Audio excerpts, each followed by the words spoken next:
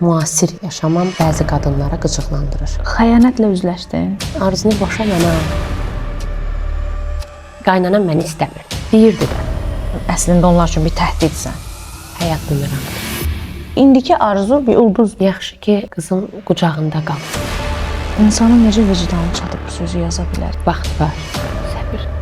Elə bir şeylər varmı ki, onu danışa bilmirsən? Qəti o suala cavab vermərəm.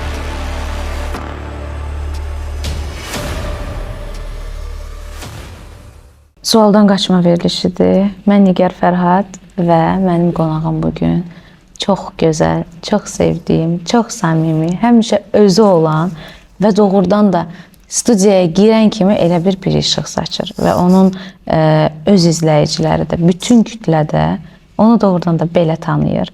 Hələ bir həyatda görsəz, həmin o arzum.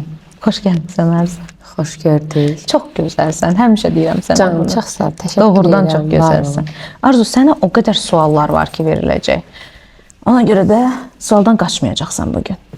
Ümid edirəm ki. Sualın biri. Aha. Almaniyada yaşamaq sənin üçün daha rahatdır, yoxsa Azərbaycanda? Belə deyək də, mən artıq orada 25 ildir oradayam. Orada böyümüşəm. Amma orada böyüməmə baxmayaraq Azərbaycan mentaliteti ilə böyümüşəm. Bunun da səbəbkarı mamam gilidir. İlk dəfə Azərbaycana gəlməyim, belə deyək də, 2000-ci ildən sonra 13 il sonra oldu. İlk dəfə gəldim, biraz mənim üçün çətin idi Baka öyrəşməyə. Amma belə yaşayışa desən, vətən gözəldir. Yəni, vətən, öz insanlarının istiqanlığı, yəni nə olursa olsun. Təbii ki, aralarında necə məni sevməyənlər də var, sevənlər də var. Hər insanın yaxşısı pisi var, amma insanın öz insanı tamam başqadır. Onlar biraz soğuqdular, belə deyək. Amma bizim istiqanlığımızı məncə heç bir mentalitet verməz. Doğrudan elədir. Mən də xaricdə yaşamışam, o elədir. Adam sıxılır, elə bir sanki hər şey yaddır, hər kəs yaddır. Amma burada tanınırsan, hər kəs tanıyır demək olar ki, 99% Azərbaycanlı sənin kim olduğunu bilir və səni də doğrudan da çox istəyirlər. Amma qadınlar tərəfindən hamısı yox. Qadınlar tərəfindən var sənə qarşı bir aqressiya. Amma bu aqressiyanın altında nəsə yatır. Və səncə nədir? Belə deyək də, məncə sosial şəbəkəyə hər şeyi ortaya qoymağım bəzilərini qıcıqlandırır. Çünki mən sosial şəbəkədə sırf o Almaniyada görmədiyim bu istiqanlığı mən o canlı yayınlarda insanlarla paylaşmağım, həyat yaşayışım, gün ərzində nə edirəm, nə etmirəm, onları paylaşmağım və biraz müasir yaşamam bəzi qadınlara qıcıqlandırır. Niyə qıcıqlandırır səncə? Səbəb nədir ki, qıcıqlanırlar? Yoldaşımın biraz mənə, belə deyək də, yaşayışımı deyək ki, bəziləri nə bilim açıq saçığıdır və hər şey icazə verməsidir. Çox şey mənə icazə verməsidir ki, düşün, niyə belə, niyə onun yoldaşı hər şey qoyur, bu niyə belə müasir yaşayır? Və o bəzi qadınlarda qıcıq yaradır.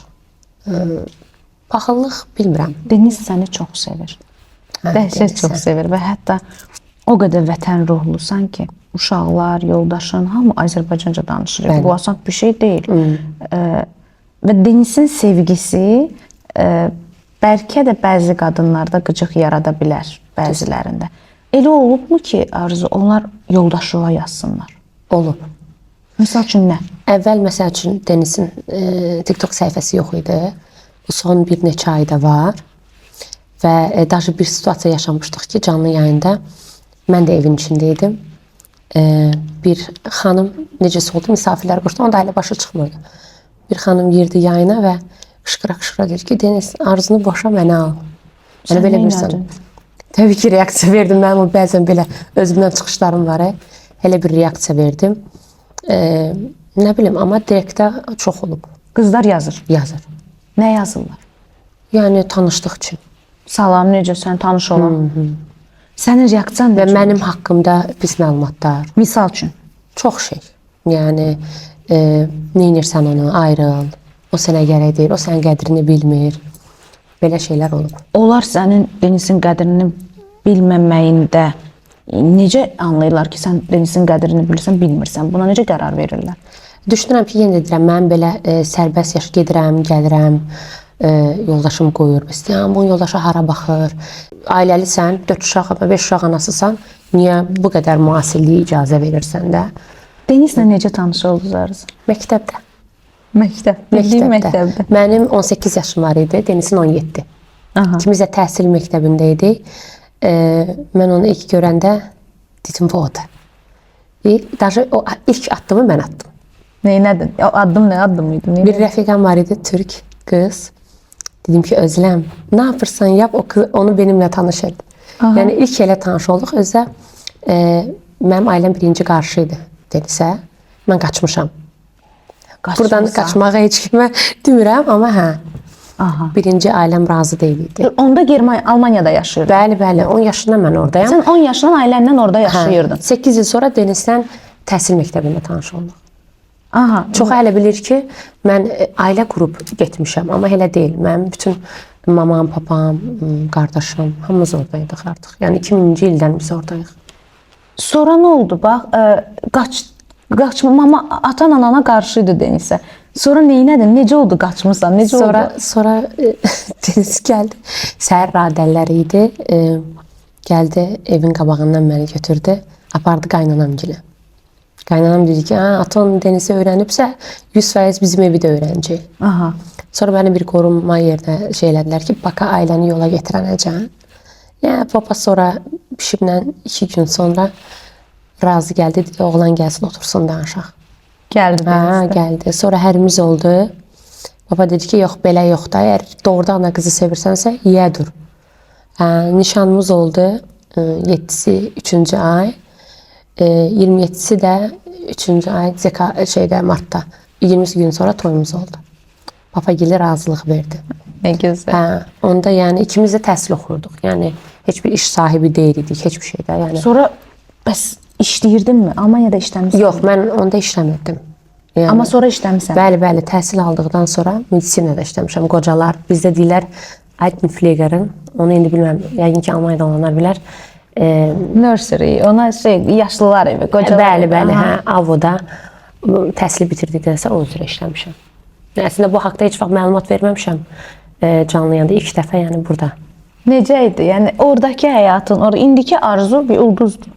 Bunu qəbul edək. Bunu istəməyən qadınlar ola bilər, bunu istəməyən bəylər ola bilər. Bunu ulduz desə indi o yox, elə deməyək. Elədir. Həqiqətən elədir. Nə qədər mən ətrafda görürəm, mən kənardan görürəm. Adətən adamın özünə yaxınlaşıb demirlər. Amma hər kəs arzunu müzakirə eləyir. Hamı tanıyır və hamı da bəyənir. Mən neqativ bir şey eşitmirəm. Çox gözəldir deyirlər. Bir də sənin o səmimiyyətin var da. Bir də görsən canlı yayında. Gedir, deyirəm. İndi biraz düzəlmişəm. Qəşəngdir o. Mən bəyənirəm. Mən o vaxt heç veriliş də aparmırdım. Girdim, baxdım belə. Gördüm qəşəng ürəyindən keçənləri deyirsən. Mənim adamımdır bu. Olduğu kimidir. Yəni düşündüyümü o an dilə getirirəm. Əslində heç bir pis niyyətim yoxdur. O hisslərimi o anlıq elə yaşayıram. Amma mən sosial şəbəkədə bilirəm ki, məni sevən cavan kütlədən daha çox, belə deyək də, yəni daha çox analardır. Analar. Bəli. Yəni mən bunu bayıra çıxanda, hardasa oturanda və mən görürəm ki, hansısa qızlar mənə yaxınlaşanda deyir ki, mənim mamam səni çox istəyir. Və mən buradan bütün o anaları öpürəm əllərindən, var olsunlar. Yəni mən bilirəm ki, məni daha çox qadın, yəni orta yaşlı analardır. Çünki ailə sevgisi, ailə dəyərlərini önə çıxardırsan, baxmayaraq ki, hamı düşünür ki, xaricə gedəndə ailəsi olmur və ya o deyilmiş kimi. Amma sən Azərbaycanlılığımızı göstərsən. Uşaqlar Azərbaycanca mahnı oxuyur, Deniz gəlir Azərbaycanca danışır. Mən də Deniz artıq sərbəst danışır. Ay maşallah. Necə oldu öyrəndi Azərbaycan dili? İlk təzə illər özü istəyirdi çox. Sonra başladı ətrafına Azərbaycanlılarla Azərbaycanca ünsiyyət qurmağa. Sonra tez-tez gəldi, getdi bura. Burada Azərbaycanlı dostları oldu. Yəni qardaş dediyi kimi dostluq elədiyi insanlar oldu. Və elə artıq təmiz çırtlayır da. Maşallah. Yəni konkret təmiz danışır. Arzu, xəyanətlə üzləşdin? Yox, şükür. Heç vaxt. Yox. Amma bu ilə çox yargılanmışam, belə deyək. Yəni insanlar deyir ki, bu belə yaşırsa, çox yaxmalar yaxdılar mənə, çox şərlər, çox şeylər dedilər. Nə kimi şərlər? Hər cür. Yəni doğrudan da mən bu Instagramda artıq mən Instagramla tanındım da, belə deyək. Bir qızlar var idi, onlarla yayına qoşulduq o vaxtı. 2018 illərində Instagramdan. Mən orada Deniz onda Afrikaya getmişdi. İşlə bağlı, hərbi ilə. Onda o vaxtda hamilə sürəclərimlə, onlarla ağladıq, güldük. Mən Instagramla başladım tanınmağa. Sonra orada daha sakin idim. Və indi belə çıxışlarım yox idi.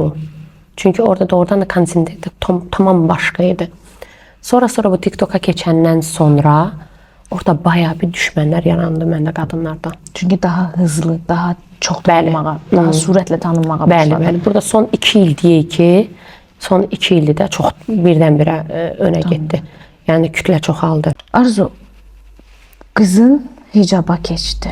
Bəli. Yəni çox gözlənilməz idi bu hər kəs üçün. Necə oldu? Yəni namaz qılırdı mı daha öncə? Naibə həmişə fərqli olub. Yəni Naibə doğrudan da həmişə fərqli olub. Naibə indi 16 yaşı var. Təxminən 3 il yarım bundan qabaq başladı hər orucluqda oruç tutmağa, özü sərbəst. Mənə dedi ki, bəs öyrənmək üçün o xalçalar var. Mama, mənə onları alarsan? Dedim, hə. Niyə almıram, alaram. İlk dəfə aldım. Başladı orucluqlarda oruç tutmağa, namaz qılmağa və bu 2 il rahat belə davam elədi. 3-cü il gəldi mənə dedi ki, mama, bəs mən hicaba keçmək istəyirəm. Və təbii ki, biz atası ilə dedik ki, qəti belə bir şey mümkün deyil. Çünki bu yaş üçün hələ qərar çox tezdir. 15 yaşında oldu bu söhbət. Dedi ki, mümkün deyil. Ondan sonra bir müddət Naibə dedi ki, istəyirəm elə. Həmişə onun sevgisi var idi, o qızda o var idi. Yenə də mən nə qədər müasir olun, yəni hər insanın özündən, içdən gələn bir şeydir. Son bir 10 gün bundan qabaq məni yığdı, ağlayırdı ki, bəs mən artıq istəyirəm, sən mənim qabağımı alırsan. Ağladı.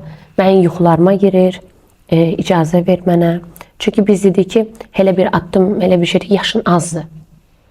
Yəni bu qərarı 3 il sonra deyə bilərsən, istəmirəm. Vaxt var. Yəni ola bilər gələcəkdə bunu eləyə bilərsən, amma bu sənin təhsil və təsir eləyəcək. Həm Avropa kimi ölkədə yaşayırsan, yenə də başı bağlılıq biraz orada çətindir. Düzdür, çoxdur bizdə orada. Amma yenə də istədiyin təhsil üzrə belə çətindir. Yəni bunları sən bil bu yola çıx. Məktəbdə biraz fərqli baxılacaqsan. Hardasa yenə də xristian ölkəsində müsəlmanlığı önə getirirsən də. Dedi ki, yox mama, mən bilirəm, qabağını kəsmin. Biz də atası ilə qərara gəldik ki, yəni düzgün də olmaz. Qoy özü öz təcrübəsini eləsin. Məncə gözəl bir şeydir. İnşallah xeyirlisi Naibənin adına. Allah onu çox-çox xoşbəxt eləsin. Can, çox sağ ol. Arzu, bax, bu dəqiqə ölkəmizdə özün də bilirsən, yəni tanınsan da, bu negativlik mövzusu mən çox istəyirəm biz bunu müzakirə edək. Bu şərh yazan sənə, rəy yazanlar, bu aqressiyalar ki yazırlar, bunu oxuyanda nə hiss edirsən, içində nə keçirirsən?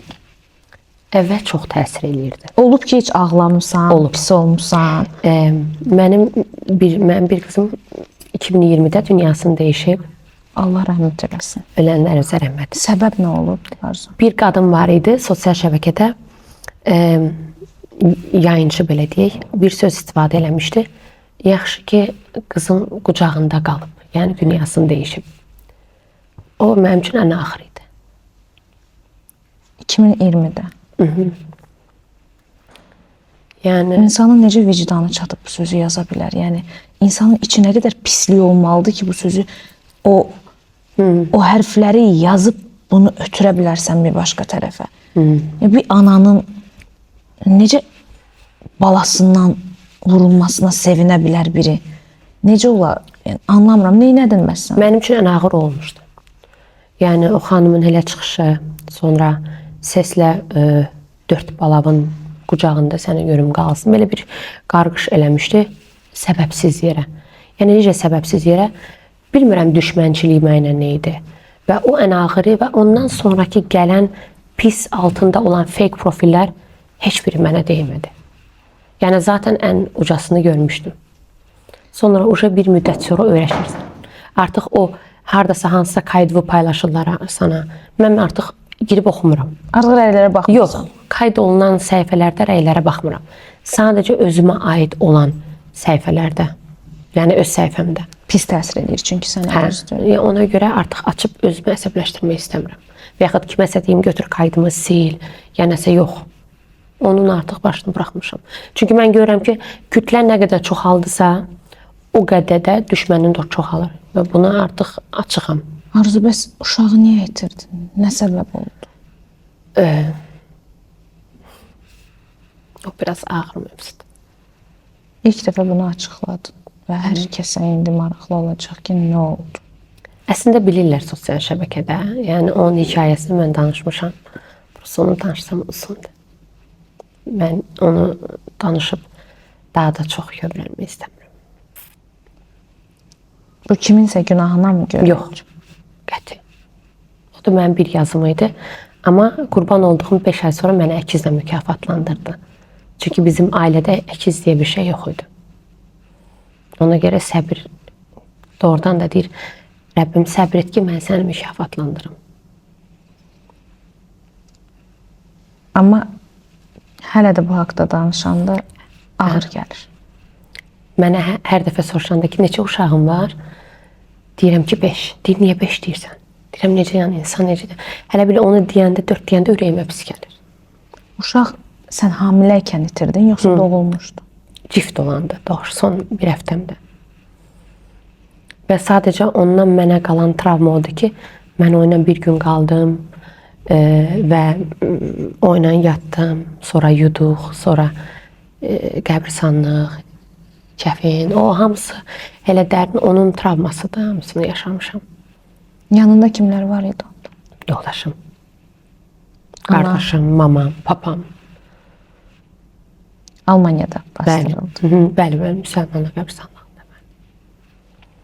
Adını seçmişdin? Hə, ona elə bir ad vermişdi ki, Naibənin 3 baş hərfi, Elinin 3 baş hərfi.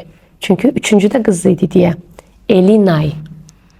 Hə, hələ bil ki, Elizabetin 3 baş hərfi, bir də Naibənin. Eli Nay qoymuşduq. 3-cü qız idi deyə. Ki, 2 bacının bir adı. Ondan sonra psixoloji sarsıntılar var. Var idi. Necə atladırdın? Nə inirdin? Başını nə ilə qatırdın? Əslində sosial şəbəkə ilə.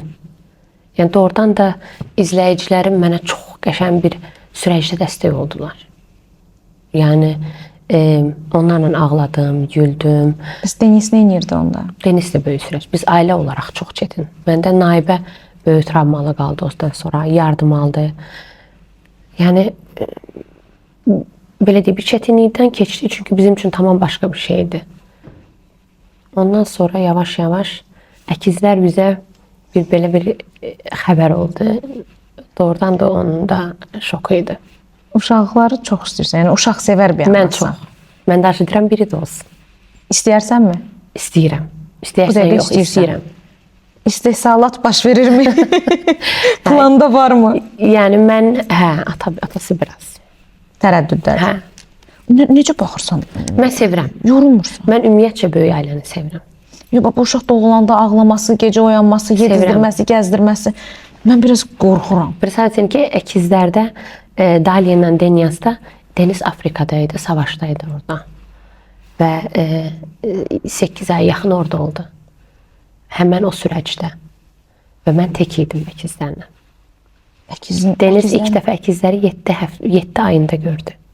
Ay maşallah. Hə. Onlar zaten sosial şəbəkədə də var. Və sənə uşağa baxmaq səni yormur. Yox, qəti. Yəni zövq alırsan. Hə, sevirəm.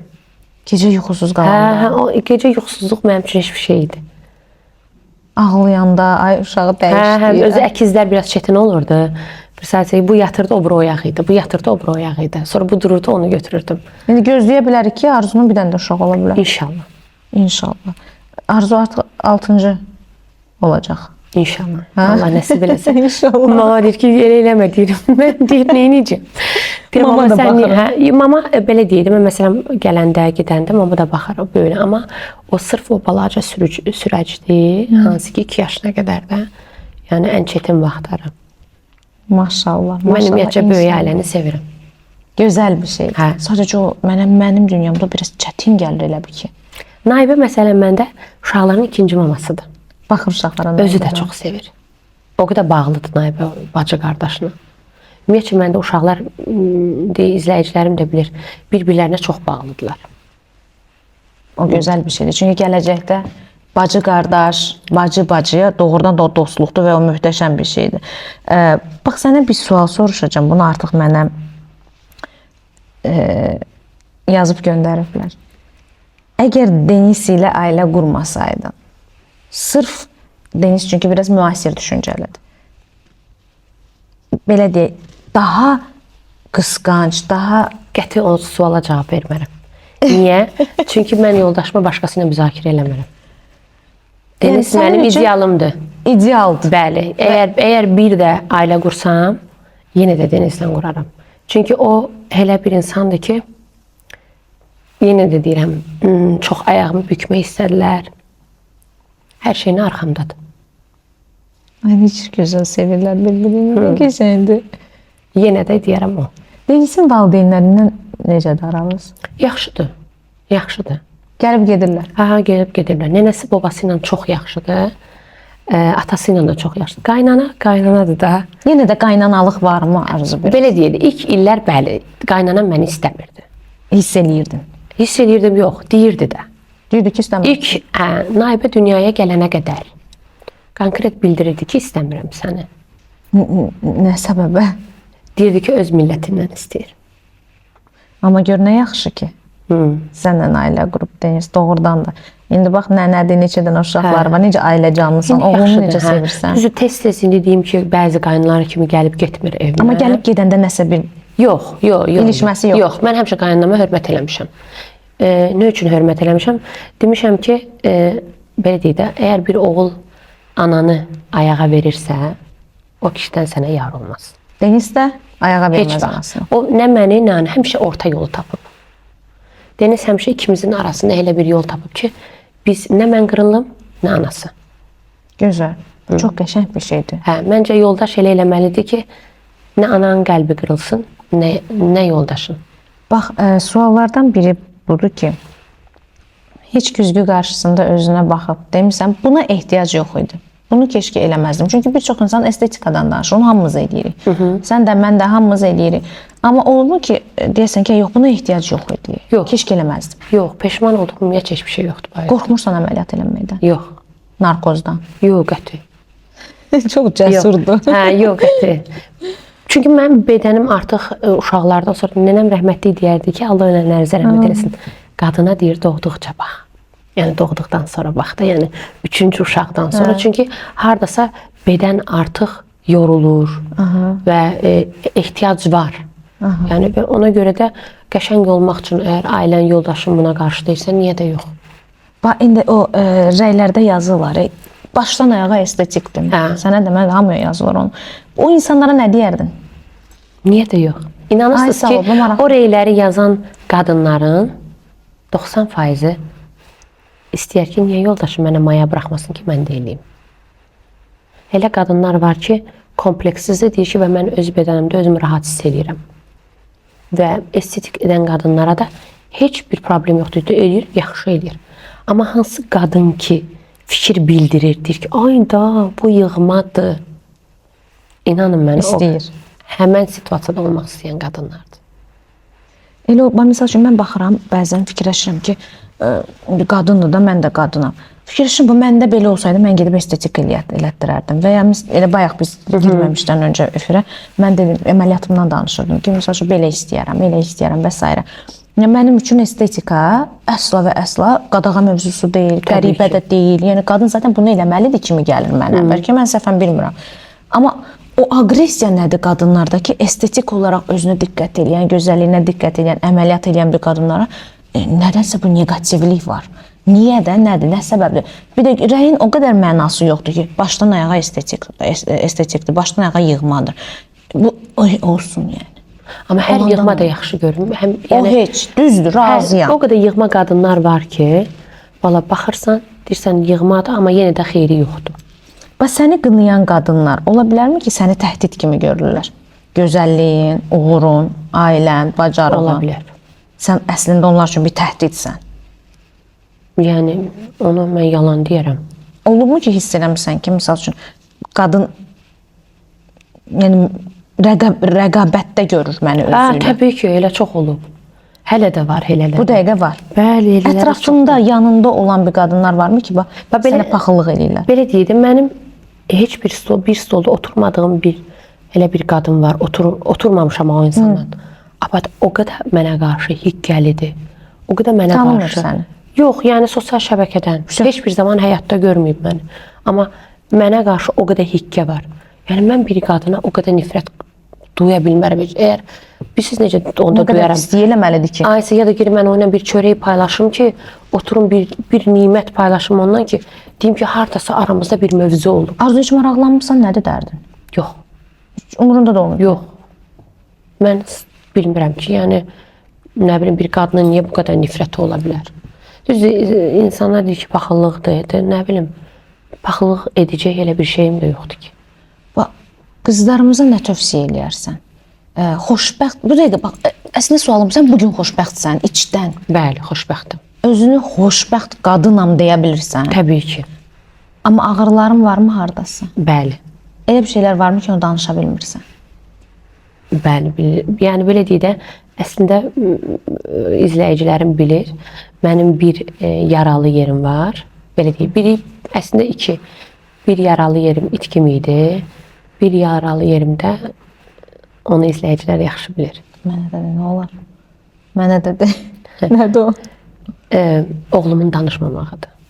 Danışmır. Neçə yaşındadır? O məni biraz çox narahat edir. Neçə yaşındadır? 4. Amma olur belə bir şeylər. Deyim ki, bu dəqiqədən çox qorxmalısan buna görə. Göstərmirsən həkimlərə.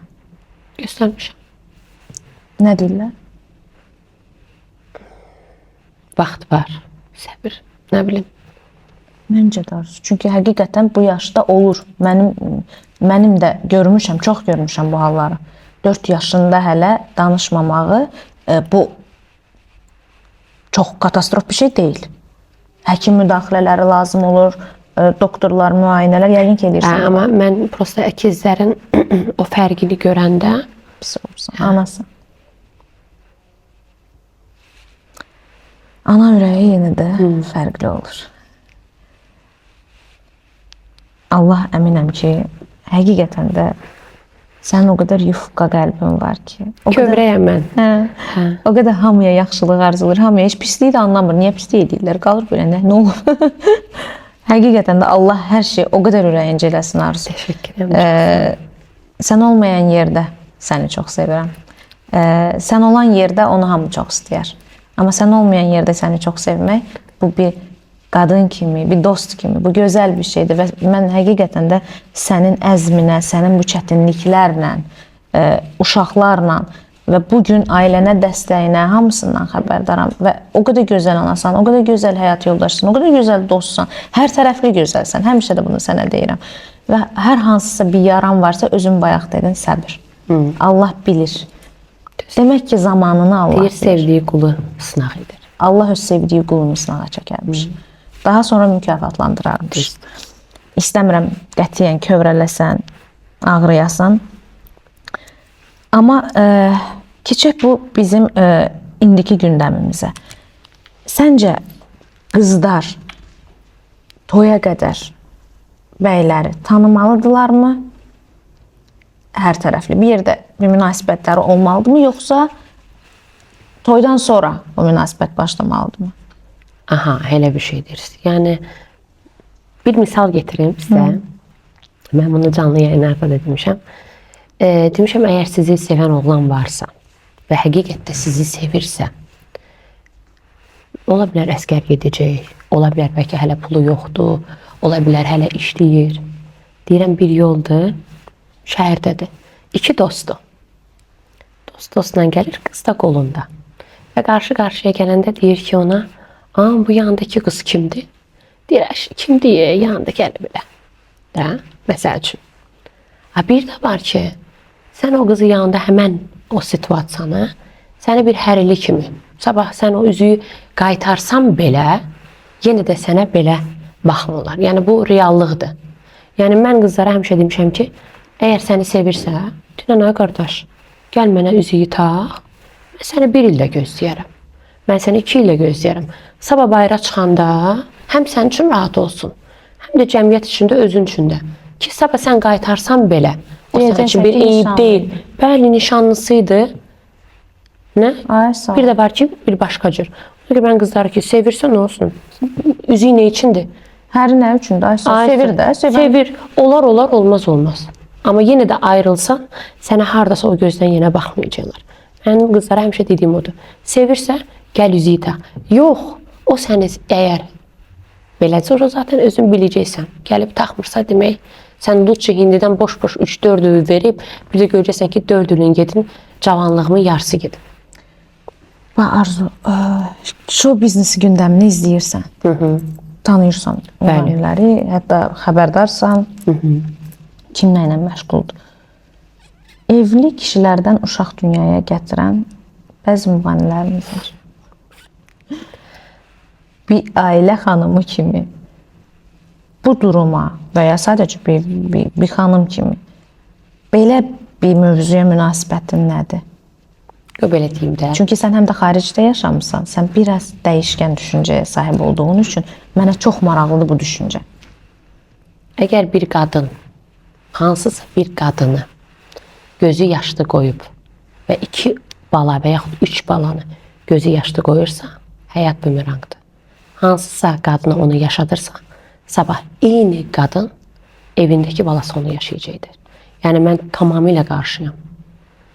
Əgər bir insan ayrı olsa, ola bilər bəlkə həyatda sevgilisidir, uşaq dünyaya gətirər. Mən biraz o düşüncədə kəbini varsa niyə də yox uşaq dünyaya. Amma əgər sırf qadın bilirsə, o insan evlidir və ondan bir evlad dünyaya getirirsə, hansısa bir qadını göz yaşda qoyursa, hansısa bir balanı atalıqdan eksik elirsə və var da, yəni sonra o elə olur ki, o kişilər ayrılır, gedir o qadınla yaşayır. Sən hansısa balanı yetim qoyursan. Yəni o heç vaxt yerdə qalmaz. Bugün bilsən ki, sadəcə bir senari daha qısqanclığın tutmasın. Bugün bilsən ki, Deniz bir başqa qızı bəyənir. Deniz bir başqa qıza aşiq oldu. Nə tədbiqi görərsən, nə edərsən? Heç nə. Heç nə eləmərsən. Xeyr, mənim qədrimi bilməni mən düz gedərəm. Sağollaşarsan. 5 dənə uşağım olsun, 10 dənə uşağım da olsun. Atalıqda atasını deyərəm, atalığını eləsin. Amma mən qəti yolumu gedərəm. Qəti yanında dayanmarsın. Yəni bağışlamaram, yox. Bağışlamarsan. Yox. Və savaşmaram da. Əgər bir qadını artıq qərar veribsə, o qadın kişi üçün deyər, savaşmağa. Yox. Deyməz. Çünki var elə qadınlar ki, xəyanəti bağışlayırlar, xəyanətə göz yumurlar. Bilmədiyinsə, əgər mən bir qadın olaraq onu bilmirəmsə və mənə o hiss etmirəmsə, hansı qadınlar bilir. Bilir başqa. Deyək ki, bilir. Təbii ki, yox. Qəti. Ağırdır, düzdür. Təbii ki. Hər qadın üçün ağırdır. Çünki mənə çox maraqlıdır psixologiyada. Çünki bu sualı çox tez-tez soruşuram ki, qəbullanmaq xəyanəti hansı psixologiyaya sığmalıdır? Nə şərtlər altında? Bəzi qadınlarımız var ki, indi ailə qurub evlənib və çarəsizdir. Və buradan əminəm ki, neçə yüz dənə qadınlar var hələ ki, sırf imkansızlıqdan, anasının ona heç bir pay qoymadığından, bəlkə anasında var idi.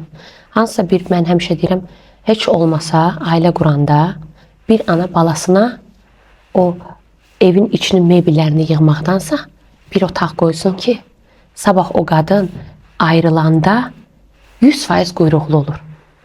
Gedəcək bir daxması olsun. Və hələ qadınlarımız var ki, evin içində qan qusa yaşayır. Ana deyir, get, getdiyin kimi də qal. Qonşu nə deyər, obru nə deyər. Yəni, bəlkə onda daha da az xoşbəxt olmayan qadınlarımız olardı. Əgər bilsələr ki, bir daxmaları var və yaxud əl açacaq analarımız var ki, ay mama, qoy gəlim də, xoşbəxt deyiləm. Mən bu evdə qan qusuram. Mən xoşbəxt deyirəm. O qədər qadınlar var ki, şiddət görür. O qədər qadınlar var ki, bilir ki, evin içində yoldaşı başqa qadınla danışaq, amma gedəcək qapısı yoxdur. Və mən əminəm ki, bu ekran arxasında çoxdur elə qadınlar. Və buradan o analara səslənmək istəyirəm. Bəzən qızlarımızın göz yaşını görmürsünüz. Amma inanın ki, Hələ qızlarımız var ki, susub otururlar və gəlib deyə bilmirlər ki, mama, məni də götür qoy, mən gəlib. Xoşbəxt deyiləm. Çünki ayrılıq o demək deyil ki, sən bir ayıbdır, xeyr. Neynəsin? Deyil. Deyil, təbii ki, deyil. O demək deyil. Amma nədənsə ayrılan və boşanan qadınları çox qınayırlar dəhşətli dərəcədə. Və bu haqda fikrin nə olardı? Nə var boşanıb deyə minad yaxırlar. Bəli. Çünki məsəl üçün iki qonşu olsa, bir gözəl ailə deyək ki, və bir dul qadın. Bir dənə də üçüncü qadın yoldaşı deyək ki, içki içən və yaxud 3 qadından 3-ü də gecə saat 12-də evə gəlsə, ən pozğun kimə baxarıq? Əslində ən əxlaqlı bəlkə o dul qadındır. O qadına baxarıq. Niyə? Çünki başında kişisi yoxdur deyə. Bəlkə də o 3 ailənin içində o ikisindən biri ən əxlaqsızıdır, amma onun başında yəsi yoxdur deyə biz ona ən əxlaqsız baxarıq. O qədər təsir edici bir nümunə verdin ki, həqiqətən. Doğrudan elədir. Çünki biz insanları elə görürük. Başında ata yoxdursa, bəlkə o ana gedib gecə saat nə bilirsən, harda küçə süpürür, işləyir, səhərə qədər. Gəldi deyə az o yoldaşsız. Ana da, ata da qəbul eləmir, qalır. Hə. Bəs elə olubmu ki, anadan, atadan nəyəsə görə incimirsən? Mənim yox. Heç vaxt. Yox. Həmişə səni dəstəkləyiblər. Mənim dayağım mənim atamdır. Nə gözəl. Ata mənim üçün tamam başqa şeydir. Papam mənim, mamam biraz pərdəli olub həmişə mənə. Amma ata bir başqa dayaqdır. Qızın üstündə ata olanda o tamam başqadır. Yəni Yaxınsan atana. çox. Hər dərdini sərvi danışırsan. Çünki mənim atam mənə həmişə güvənib. Nə gözəl. Hə, mənim papam deyib ki, mən qonşudan eşitməkdənsə, sən mənə de hara gedirəm. Sabah mənə kimsə üz-üzə deyəndə mən sənin arxanda dura bilim. Düzdür. Hə, o mənə həmişə arxada ayaqdır. Deniz də elə atadır. Deniz də elədir. Qızlarla yaxındır Deniz. Yaxın, əvvəl biraz pərdəli idi, amma indi görürəm ki, çox yaxındır. Deniz heç vaxt ətraf qızın haqqında nə deyər, yoldaş haqqında nə deyər, heç vaxt ətrafa baxmayıb. Və ona görə onu mən çox dəyərləndirirəm. Bax, həmçində mənim papam mənim hər cür arxamda durub, heç vaxt başqasının dediyinə baxmayıb. Bu dünyada kimsiz yaşamaram, kimsiz olmaz desəm, o kimdir? Amma bir nəfər. Evladlarım.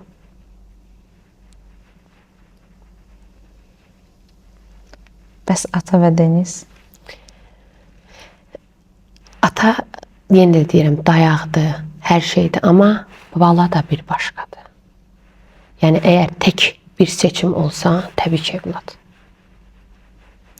Yaxşı, ana öz övladları arasında heç olurmu ki, birini daha az, birini daha çox istəyə? Bax, həmişə deyirlər, 4 barmaq eynidir. Amma ana bilir axı nəysə. Məsələn üçün, Naibə mənim ilk göz nurumdur. Naibədə analıq hissini yaşamışam. Amma bilmirəm, əvvəl mamam deyirdi ki, oğul daha şirindir. Bilmirəm, indi oğlum danışmır deyə o mənə daha şirindir. Evladlarımın hamısını sevirəm təbii ki. Amma oğluma biraz hələ bir ki, daha fərqliyəm. Ya tək qızların arasında oğlandı deyə eləyəm. Ola bilər, ya da ki, analar oğlu çox istəyir. Doğrudan da, hə. O mövzuda biraz, bəlkə elədir, bilmirəm. Amma doğrudan da oğluma biraz fərqliyəm. Yenə də deyirəm, bəlkə o danışmır deyə ona biraz fərqliyəm və yaxud oğlandı deyə fərqliyəm. Onu tam aydınlaşdırmamışam. Ya da qızların arasında təkdir deyə fərqliyəm. Bəs oğlun başqa bir böyüyəndə inşallah bir qızı sevsə, heç qısqanarsan səncə? Düşünürəm, hə. Əvvəl qınayırdım ki, yox, o oğul qısqanmaq nədir elə. Amma hiss eləyirəm ki, atası oğlu ilə çox qucaqlaşan elə, hardasa analığımda belə içimdə bir qısqanclıq olur ona qarşı. Ana, oğul ümumiyyətlə bir fərqli. Analar oğul çox sevər deyirlər. Mən anam məsəl üçün hiss etdirirdi mənə ki, oğlunu daha çox sevir. Hələ də hiss etdirir. Hələ də. Hə, hiss etdirir. Yəni qardaşım məndən 3 yaş böyükdür. Yəni ona tamam fərqlidir, mənə tamam var. Mənə həmişə pərdəli olub. Amma istəmirsən heç səndən daha yaxın olsun. Yenə deyirəm, təbii ki istəmişəm, amma mamam həmişə mənə pərdəli olub. Həmişə o pərdəni qoruyub. Elə hiss edirəm, elə bir mamadan bir sanki bir incikliyim var. Yox, sadəcə deyirəm, mamam mənə hiss etdirib ki, qardaşımı daha çox sevir. Elə bu sənin incikliyin ola bilər. Ola bilər. Ola elə bir şey olurmu ki, sən indi uşaqlarına hiss elətdirmək istəmirsən ki, məsəl üçün kimsə daha çox dəstəkləyərsən və o birisini daha çox istəyərsən, o birisini bu gün daha çox diqqət ayırarsan. O hisslər qalıbmı səndə ki, keşke ana bax mənə belə ayrı seçkilik eləməzdi. Mən Naibə gilə deyirəm ki, Elizabet gilə uşaqlara, bəlkə siz məndə ilgini Denyasa daha çox görürsünüz. Amma bu şeydə düşünməyin, mən onlara demişəm neçə dəfələrcə ki, mən onu daha çox sevirəm. Prosta o hisslərini dilə gətirə bilmir deyə. Yəni bilin ki, o demək deyil, mən sizi sevmirəm. Sadəcə onda biraz daha diqqət eləyirəm. Çünki o hisslərini anlata bilmir. Və ona görə ola bilər ki, uşaqlara elə yansın istəmirəm. Onlar da psixoloji olsun ki, mama bizə daha fərqli eləyir. Amma əslində mən Naibə ilə çox rəfiqə kimiyəm. Elizabet biraz xəssiyyəti daha çox atası ilə daha yaxındır, necə mən papamla. Elizabet məndə biraz pərdəlidir. O daha çox atası ilə yaxındır. Bax, Arzu, Azərbaycan estradasında bilirəm ki, Aygün Kazımova sənin idealındır. Bəli. Və sənə bir-birinizə oxşursunuz ha. Səndə var o Aygün Kazımova. O qadın çox gözəldir. Var o belə cilvələr. Hə, mən onu çox bəyənirəm. Bəs, Röyanı necə? Röya xanım da qəşəngdir. Amma yəni bu, belə deyək də, Aygün xanım belə deyək də, bir də gəlməyəcək. Bir də olmayacaq. Yox. Yəni onun çıxışı, ssenası, hər şey, yəni tamam fərqlidir. O qadın üstünə nə giyinsə də bir şarm olaraq tamam başqa bir daşıyır. Məncə ikinci bir Aygün yoxdur. Bəs sevmədiyin biri varmı estradada? Var. Mən təxmin eləyirəm. O addan başqa, ondan başqa. Yox. Belə ancaq onu istəmirsən, onu bəyənmirsən. Yox, istəmirəm deyəndə ki, yəni prosto da belə deyəm. Sadəcə neytral, yəni nəyinsə bəyənmirsən onu. Hə, nəsə də belə. Amma belə başqası yoxdur. Bir dənə odur. Gözü onu kəstirmirsən. Məsələn, kişi ssenasından Eyüp Yaqubov Bəyənirsən. Bir də gəlməyəcək, bir yəni tək. Yaqubov. Necə xarici ölkədə məsəl üçün Michael Jackson idi, nə? Bir idoluydu da ilk tək. Bir də Eyüp bəy, maşallah. Bəli. Allah uzun ömür, can sağlığı versin. Mənim üçün də yəni tək. Aygünün hansı mahnısını daha çox sevirsən? Son olan mahnısı Nəsib bəylə. İstərəm. Hamısını da bilirsən, maşallah. O çox qəşəng. Həyatda görmüsənmi Aygünü? Bəli, maşın verilişində. O vaxtı. O vaxtı. İndi bilirsən də Aygün xanımovanı görsən, sənin cizgilərin Aygün xanımova, həqiqətən Aygün xanım mənim ad günümdə idi və mən elə bildim ki, sən girəndə həqiqətən də Aygün xanıma nə qədər oxşursan. Onu Aygün xanımı mütləq bu aralarda görməlisən, Arzu. Nə qədər sizin oxşarlığınız olduğunu anlamaq üçün. Bəlkə də ona görə sən sevgini bu qədər çoxdur. Amma mən izləyicilərimə buradan demək istəyirəm, Arzunun da izləyicilərinə. Arzu 10 nəfər üçün bugün hədiyyə gətirib. 10 nəfər idi. Bəli. Arzunun özünün parfümü var, öz parfümüdür və studiyamızda 10 dənədir. Və izləyicilər arasından Arzu özü seçim eləyəcək. Arzu öz seçdiyi şəxslərə rəydən bu 10 parfümün 10'unu da 10 nəfərə hədiyyə eləyəcək. Arzu, parfümün hazırlanmasında rolun var idimi? Yox. Amma mən seçmişdim. Amma sən seçmişsən. Qoxlaya bilərəm. Bəli. Kim parfümüdürsə qoxladım, getdi biləsən. Amma biraz ağır vurur, amma sonra açılır. Ay, nə qəşəngdir bu. Açıldıqca daha qəşəng olur. Biraz sərt gəlir.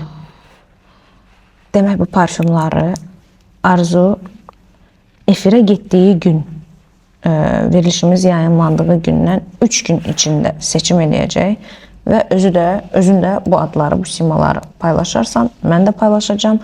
Kimlərə hədiyyə etdiniz? Buradasan da 3 gün hələ Arzu. Nə qədər buradasan? Siz seçəsiniz. Mən seçim, sən seçirsən. Siz seçin.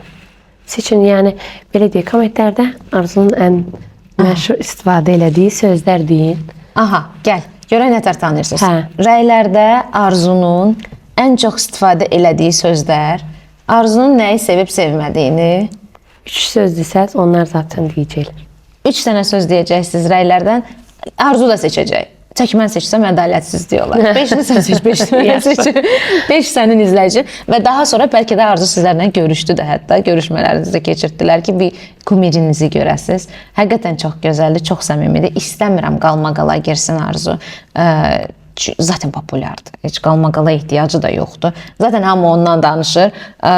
Danışma, populyar olmaq o demək deyil ki, hamı yaxınlaşır sənə.